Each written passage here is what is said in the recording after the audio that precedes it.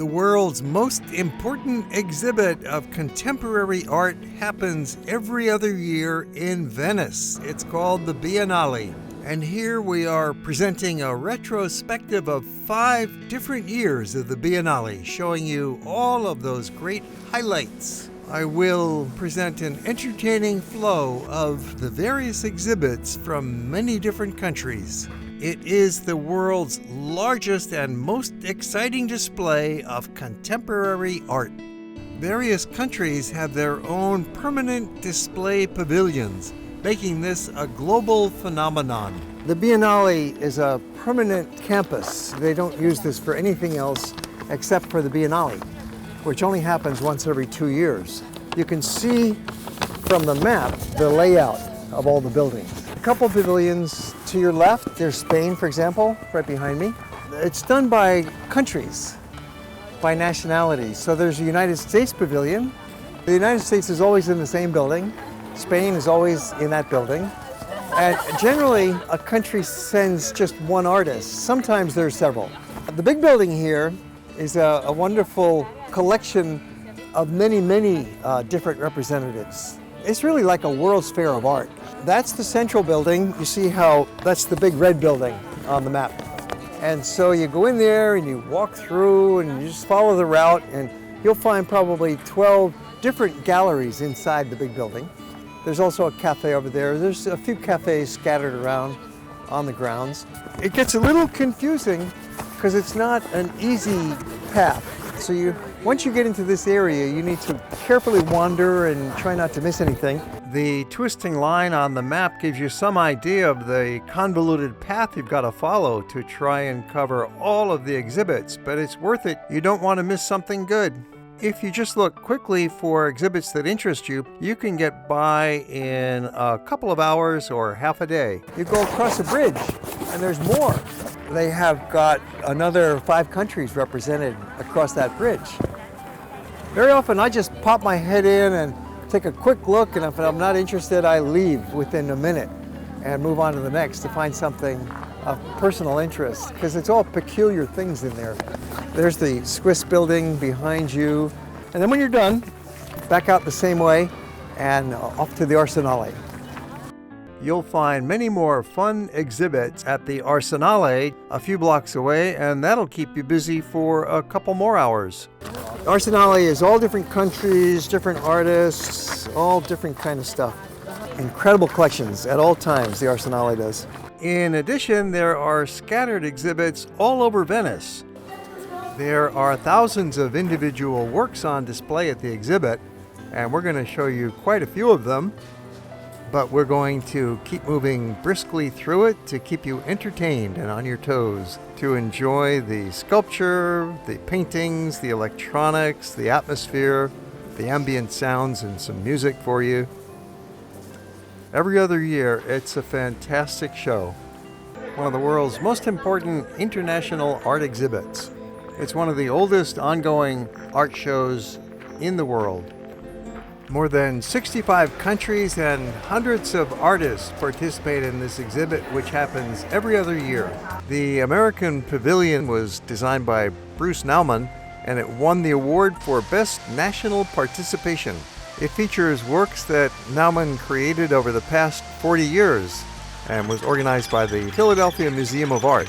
At the next Biennale, the United States featured an upside-down tank with an Olympic runner jogging on top. You're welcome to take away some kind of an anti-war message from this one. The Olympic themes continued inside the pavilion, with gymnasts performing some acrobatics on an airline seat, keeping the floor-dwelling audience amused and entertained. Some of these athletes were Olympic medal winners in gymnastics. The artist representing the United States was Fred Wilson, and in his statement he said, "My work is essentially about where I am, and here I was, this African American doing a project in the American Pavilion. The part that was the most abstract was this geometric room that I created a black and white tile, thinking about issues of black and white. The room vibrated if you stood there and visually offset you a little bit because of that. I was also interested in institutional spaces," Fred Wilson said, where you can be alone, but where you're not alone. Canada was represented by Mark Lewis in conjunction with the National Film Board of Canada. He produced this video which showing contrasting emotions from romance and friendship to a fight. Looks like a nice swimming pool out front until you get closer and see what looks like a dead body floating in the pool in front of the Nordic exposition, and on the inside some Scandinavian design. The British Pavilion presented the works of artist Jeremy Deller, who's concerned with British society, its people, icons, myths, folklore, and cultural and political history, hovering delicately between fact and fiction, real and imagined. Mike Nelson converted the interior of the pavilion into a series of rooms, kind of junky places that you walk through, very disorienting. He likes to play tricks. The artist representing Great Britain was Turner Prize winner Chris O'Feely. He created a series of 5 brightly colored paintings, especially for the show, and they're installed in very colorful rooms. O'Feely's paintings are often built up in layers of paint, resin, glitter, dung, and other materials to create a collage-like effect. Australia was represented by Melbourne artist Patricia Piccinini, who presented a genetically engineered family made of silicone, leather, acrylic, and human hair. This pig mother sold for $160,000 before the show opened. The Germany Pavilion won the Golden Lion Prize for the top international contribution. It was designed by the late Christoph Schlingensief, who passed away a year before it opened. He created a church-like space in which he examined the existential circle of life, suffering, and his own death, featuring many movies created during his long career. The Netherlands featured Disorient, a video by Fiona Tan showing an Asian curiosity shop contrasted with the reality of sweatshop labor. Entering the Pavilion of Holland, or the Netherlands, We Are the Worlds. Artists from different cultural backgrounds who live in the Netherlands were selected under the title We Are the World. The show is meant to be about cultural balance within the multicultural society. Adjacent to the Dutch Pavilion, you've got this fun little movie tent. This is a great spot. You could sit down, come on in, watch a couple of very short, unusual movies. It was pretty intriguing from the outside as well, with this intentionally designed hanging curtain that invites you to open it up and have a peek inside. Without any signage out front, you have no idea what's in there, so it's a bit of a surprise. This sort of rough outhouse movie tent is an expression of the theme of the Dutch Pavilion, portraying a separate reality or a different kind of economy. The intention of the exhibit was to present a clear and optimistic statement about multiculturalism in the Netherlands today. Uruguay, presenting some freestanding stone sculptures. Perhaps the most bizarre was the Spain Pavilion. The artist Santiago Sierra set up a cinder brick wall at the entrance, blocking anybody from going in. If you had a Spanish passport, you could go around the back, supposedly, to get in the back door, but that was blocked also. A statement about barriers and exclusion in our modern world. There was a wonderful international collaboration inside the French Pavilion, which hosted a German exhibition of a Chinese artist, the world-famous Ai Weiwei, the dissident artist of China. He arranged 886 wooden stools in this wonderful maze that you walk through. You've got to kind of stoop and duck and twist to get through it. The stool is presented as a metaphor for the individual in relation to the entangled, excessive system in which we live in this postmodern world, rapidly gaining speed. The stool was used throughout China in all sectors of society for many centuries. Every family had at least one stool, but not so many in use today in China, and so the stool serves as well as a historical metaphor about changing times. The French Pavilion is this immersive experience that seems to put you right in prison, walking past these stainless steel cages. It's an installation by Claude Levesque, who's a major artist on the French scene, and he likes to shake up your emotions and provoke you visually. This one is entitled Le Grand Soir, the Grand Evening, which has references back to the French Revolution. It looks like a gigantic newspaper printing press, but these are actually digitized photographs of Polish newborns and deceased elderly people that somehow match his theme of life is about chance and hazard. He says, "We are just the result of chance. There is nothing mystical about our existence." The French Pavilion was designed and constructed by the Biennale back in 1912. Now it's got some wild contemporary paintings. The Korea Pavilion was so daring and dramatic that you had to wait online, very popular, and sign a release before they would let you in.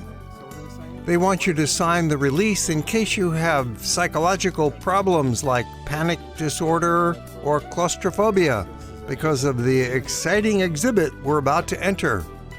Prismatic rainbow windows, along with mirrored floors and ceilings, were disorienting in a wonderful way. They also had a totally black room in contrast with no sound and no light.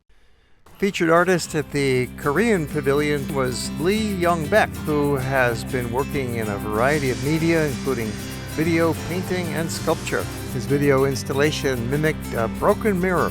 But is it real or an illusion, or is it about self-reflection? The Japan exhibit won a special mention award for the poignant reflection on issues of collaboration and failure. Japan's is called Kelko Soup and features thousands of scanned images projected onto curved mirrors.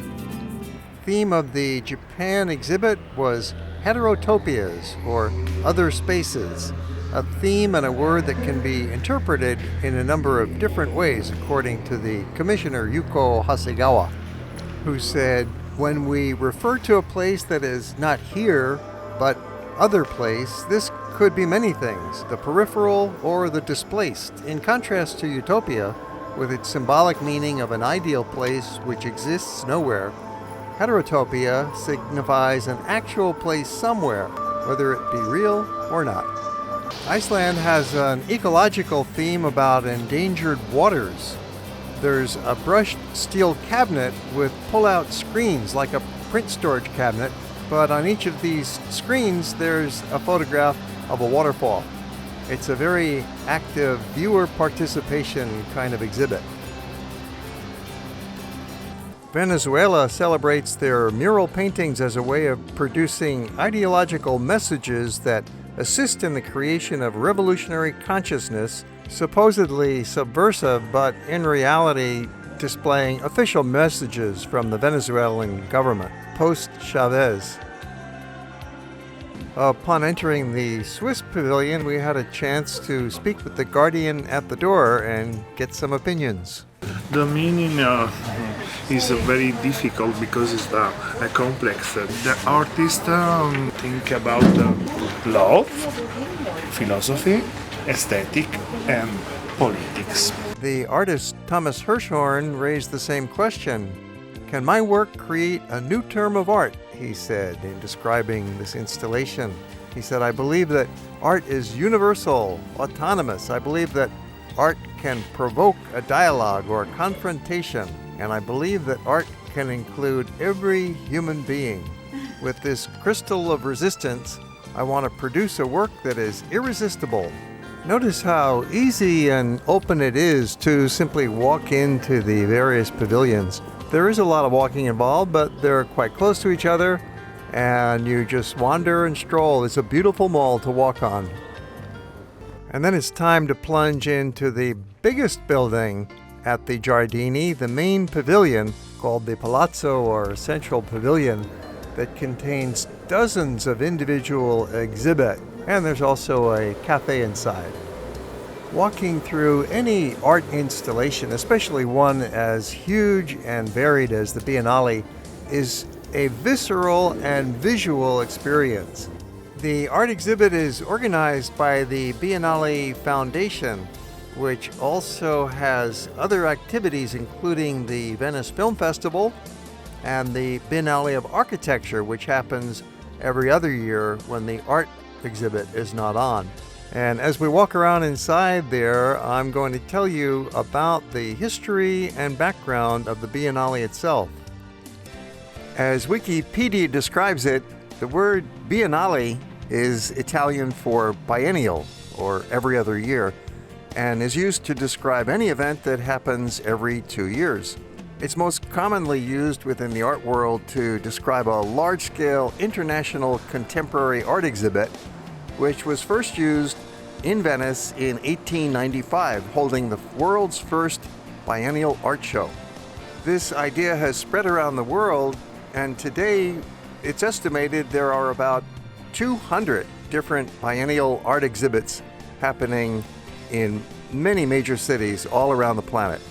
The phrase Biennale has been adapted to suit some other locations, such as the Berlinale, that's for the Berlin International Film Festival, and the Viennale for Vienna's International Film Festival. So a Biennale has been used as a general term for other kinds of recurring international events. Very often there's a lot of political content to these exhibits. It's not just simply paintings and statues, but these are works of art that increasingly speak to our contemporary social and political issues. A clear example of that is the Architectural Biennale that also happens in Venice every other year, in which there's a great deal of presentation of urban plans and ideal kinds of architectural forms, with a great concern for the human and natural environment. Well, after you're done walking around in the main pavilion, you'll be a little tired and hungry. There's a snack bar, and some people like it so much they just never want to leave. There's a remarkable and somewhat bizarre pill cabinet in glass and stainless steel that was built by Damien Hirst, one of England's most famous artists. It's an update on his pharmacy that's been on exhibit at the Tate Britain. It's about 9 meters long with narrow shelves holding handmade replicas of pills of every type, color, shape, and size. You might recognize some of your own medication in this very accurate display.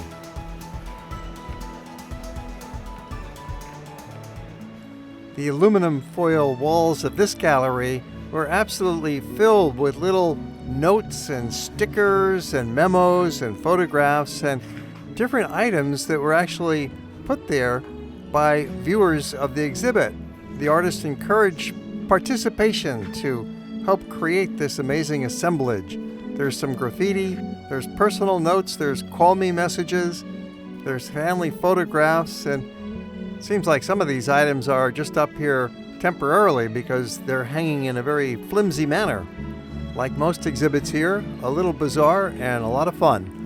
This kind of call for participation by the viewer really turns things around. It's a different kind of art experience. You're no longer the passive viewer, but you're the active participant. Or if you're just taking a look, you're somewhere in between. Dictatorship of the viewer was an overall theme of this Biennale.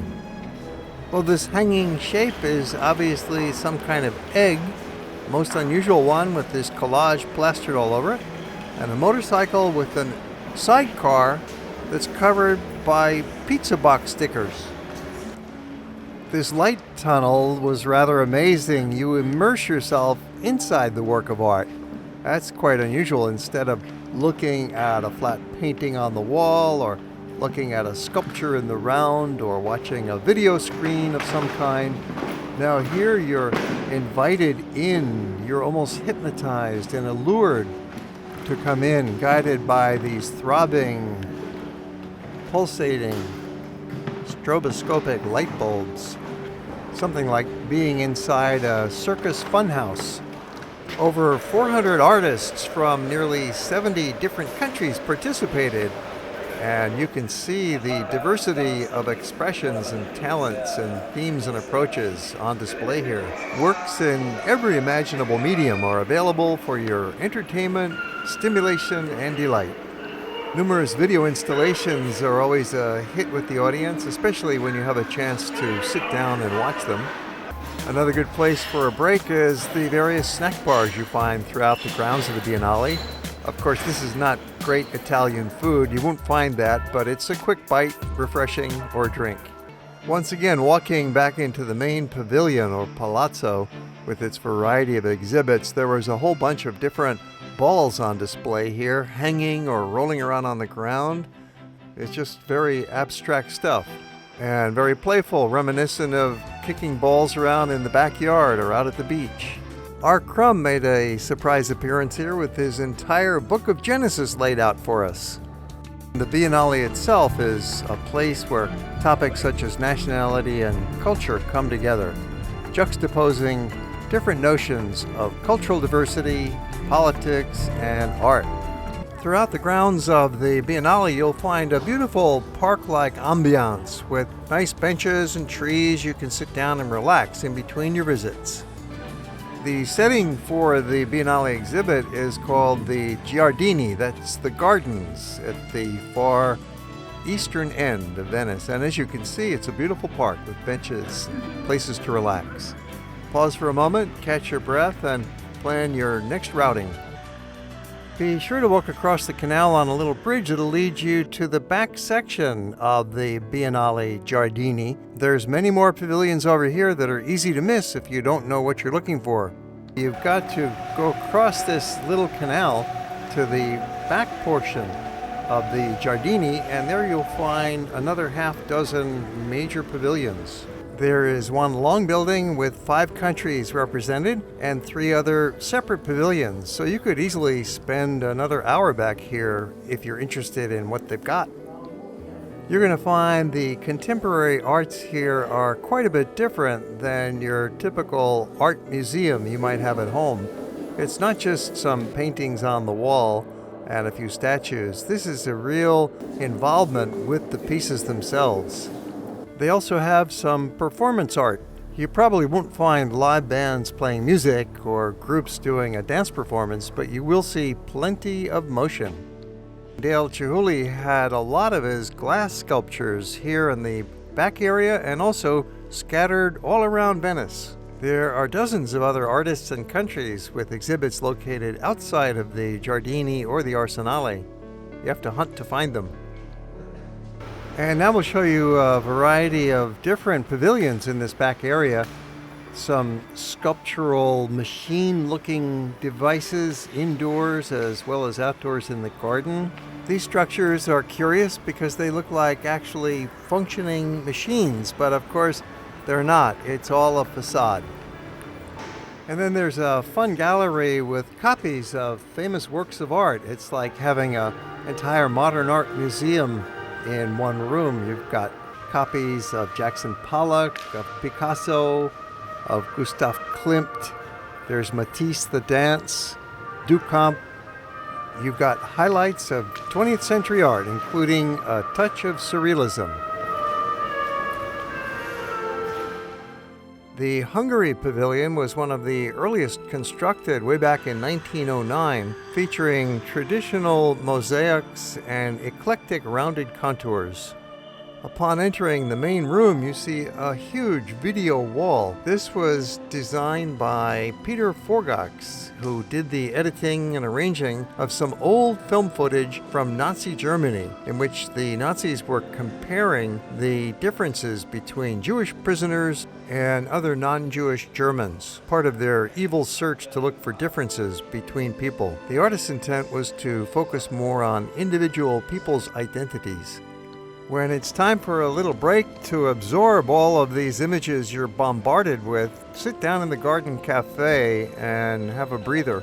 The Greece Pavilion offers a complex arrangement of audiovisual confessions and descriptions of dreams which have been collected from individuals over a diverse ethnic and linguistic range. all projected onto a large structure. A couple of practical matters for your consideration. Summer hours are 11 a.m. until 7 p.m., and on summer weekends it stays open until 8 p.m. Autumn hours are 10 a.m. till 6 p.m. until closing on November 24th. It never seems to be terribly crowded. You might have a small line for tickets, but it's nothing like some big museums like the Louvre or the Uffizi where you have to wait online perhaps for hours. You can get right in, and the exhibits themselves are generally not terribly crowded. The Biennale is located on the east end of Venice, about 1.5 kilometers away from Piazza San Marco. You could walk there along the waterfront. It's quite nice, but you'll be using up a lot of energy you might want to preserve for the exhibit itself. So take a boat, get on the Vaporetto, and that'll bring you right there. Well, now we've finished with our visit to the Giardini part of the Biennale, and we're going to walk over to the Arsenale. The largest collection of exhibits outside this main garden area is at the Arsenale, just a few blocks away. Maybe take you 10 minutes to walk over there. You walk through the park and through a couple of blocks of the local residential part of Venice. You'll notice some laundry hanging out up above as you walk along. These are the authentic residential back lanes of Venice. We're very far from Piazza San Marco now. It takes a few minutes to stroll a couple blocks, get to a canal, take a left, and there's the bridge that leads into the Arsenale part of the exhibit.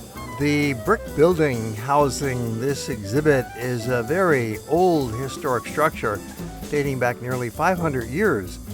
It was the shipyard for Venice when they were building a naval fleet that conquered the Mediterranean, which was the largest manufacturing complex in the pre-industrial world. We're going inside the exhibit in just a moment, but first it's pleasant to stroll the grounds, enjoy some music. There's a cafe back here, beautiful waterside pavilions looking out across the Arsenale harbor. They could actually build one ship a day in times of crisis or war when they're working overtime. They invented the assembly line right here in this building. The Arsenale is a huge building, especially considering it's a medieval brick structure. We are ready to plunge inside the Arsenale exhibit. In length, it's about 500 meters, and in total area, it's about 25,000 square meters. Now, compare that, for example, to the new Whitney Museum in New York, which comes in at 5,000 square meters. The Arsenale is 5 times bigger in area than the new Whitney. However, the major art museums of the world are much bigger than this. For example, the Metropolitan Museum of Art in New York has 190,000 square meters. The Arsenale is so big with so many artworks inside that it could easily take you half a day. Or if you're going to watch all of the video presentations inside, it could stretch to a couple of days. Usually the exhibits in the Arsenale are at least as interesting as those in the main Giardini exhibits, and sometimes they're even a lot more fun. The ticket that gets you into the main Biennale exhibit at the gardens, the Giardini, also gets you into the Arsenale, as long as you're going on the same day and using a single ticket. Because your ticket is good for admission here to the Arsenale, you absolutely must come over and see this part of the show. It's really unfortunate that a majority of people are not even aware of the Arsenale. They see the main exhibit, they'll spend 3 hours perhaps at the Giardini, wandering around, enjoying themselves and getting tired, and then they never get over to the Arsenale. It's only about a 10-minute walk to get here. And by all means, you've got to do it because sometimes the exhibits in the Arsenale are even more exciting, more fun than in the Giardini. Another advantage of the Arsenale is that it's so much easier to navigate. You just enter the building and you walk through it. You can walk all the way through, come out the other end, and then walk back along the garden by the waterway. Or better yet, backtrack and come through the Arsenale again and see everything a second time from the other direction. Some exhibits reflect back on the industrial history of the building. The Indonesian exhibit was a combination of modernism and the traditional puppet theater of the country. The big dolls are bright and colorful and fun, but there's also the darker side to recent Indonesian history with oppression. The art lover who's visiting Venice for the first time has a real challenge on their hands because you want to see Venice itself. It's an incredible place. You have to walk the lanes, walk the alleys, go to the piazza, look at the neighborhoods. But the Biennale is the greatest art show happening on the planet, so you want to see that too. It's a tough decision. If you're in that situation, the best solution is spend 4 days in Venice so you can see everything. Although Venice was the world's first Biennale in 1895, there were some precedents beforehand, including the Great Crystal Palace in London, which was the huge greenhouse, the glass and metal structure that was so innovative, considered the first truly modern building. In 1851, housed the Great Exhibition. It was the first attempt to condense the representation of the world in a single exhibition space. The Crystal Palace was more concerned with technology and inventions and machines rather than the fine arts, and the main motives were the affirmation of British economic dominance and national leadership. The Crystal Palace in 1851 was really the first of one of the world's fairs, which began and continued throughout the 19th century. And ever since, there have been large world fairs every several years to the great delight of the public. Another outgrowth of the World's Fairs and the Biennales has been the development of contemporary theme parks. You could even say that Disneyland owes quite a bit to the idea of the Biennale, and the Biennale itself is like a theme park for arts. The Venice exhibit in 1895 served as the archetype of future Biennales. Of course, the art here is always on the cutting edge, pushing the limits of decency and craziness and wild creativity, always looking to create something new and provocative. While art museums have existed for hundreds of years, there were no museums dedicated to contemporary art in the early 20th century. It wasn't until the Biennale came along that there was a new focus on the idea of a special place to house modern and contemporary art. And since then, in the mid-20th century, there has been a proliferation of modern art museums, which can trace some of their ancestry back to the first Venice Biennale. Now we're jumping into the wonderful Italy exhibit. You had to walk all the way through the Arsenale to get here. It wasn't easy. It was way out at the end of the building, and a lot of people might give up or not even realize you have to leave the building and then go back into the building to find it, but there it is, and it was really worthwhile. On this back end of the Arsenale, you're going to find a delightful garden terrace with a view looking out on the boat harbor. It's the same historic harbor that was in operation 500 years ago, and they're still using it today. And it's a great place to sit and relax. There's a snack bar, a few more sculptures and interesting installations and kiosks. It's a very nice way to end your visit. When you've finished with the Arsenale section of the Biennale art exhibit, and then you can leave out the back of the area. You don't have to retrace your steps and return to the front door. You will find yourself in a very typical residential neighborhood.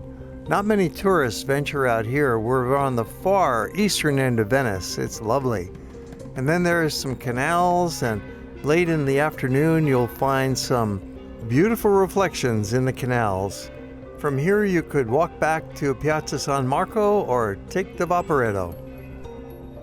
One exit route can lead you to a view of these magnificent fortified gates leading into the harbor. These date back to the 1500s.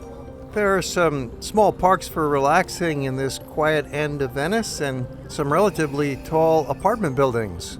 From here, it's a very easy and pleasant walk back into the heart of Venice, back to Piazza San Marco. Might take you 20 minutes, or you could detour into the little side alleys. There's endless possibilities for exploring anytime in Venice. Venice has so many fine attractions, canals and gondolas, its great historic preservation, the foods, the walking, it's got it all. One of the world's top visitor destinations. And there's something extra special going on every other year in Venice, and that is a huge art exhibit. If you have the time, you would really enjoy a visit. We frequently upload new movies, so please subscribe to our channel and click that little alarm bell so you'll be notified. And if you enjoyed the movie, how about a thumbs up? And we always welcome comments down below. Or if you have questions about the destination, make note and we'll answer them. Thanks for watching.